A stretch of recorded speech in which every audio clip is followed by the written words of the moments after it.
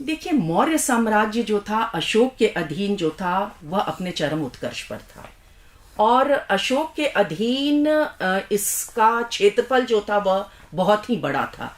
मतलब एक अनुमान के अनुसार अगर आप देखिए तो कश्मीर से लेकर कर्नाटक तक और सेंट्रल एशिया से लेकर के बांग्लादेश तक जो था वह मौर्य साम्राज्य जो था अशोक के अधीन जो था वह फैला हुआ था।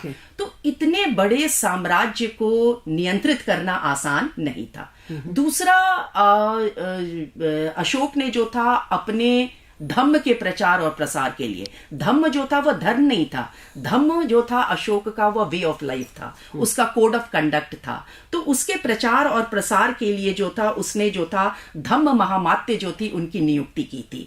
और आप यह कह सकते हैं कि धम्म महामात्य जो थी वह एक नई तरह की ब्यूरोक्रेसी थी और इनकी नियुक्ति की थी। इसमें बहुत पैसा खर्च किया गया था, इन्वेस्ट किया गया था।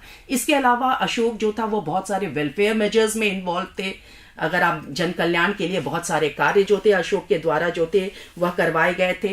यानी इनकी नीति जो थी वह सभी को आप कह सकते हैं संतुष्ट रखने की थी, पैसिफाई करने की थी, लिबरल था, टॉलरेंट था अशोक। और आप यह कह सकते हैं कि इस जो उनकी लिबरल नीति थी, उनकी जो टॉलरेंस की पॉलिसी थी, संभवतः इसका फायदा जो था वह उठाया गया।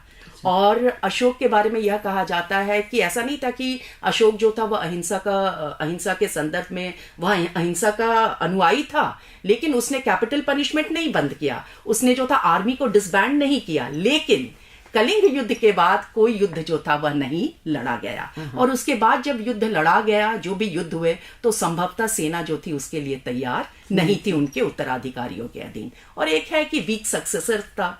तो अशोक की भूमिका जो है अगर आप देखा जाए तो इस संदर्भ में हम यह कह सकते हैं कि जो आप यह कह सकते हैं कि जो टॉलरेंट स्टेट है, जो वेलफेयर स्टेट है, यानी टॉलरेंस को उसके वीकनेस के रूप में देखा गया और उसका फायदा उठाने की कोशिश जो थी वह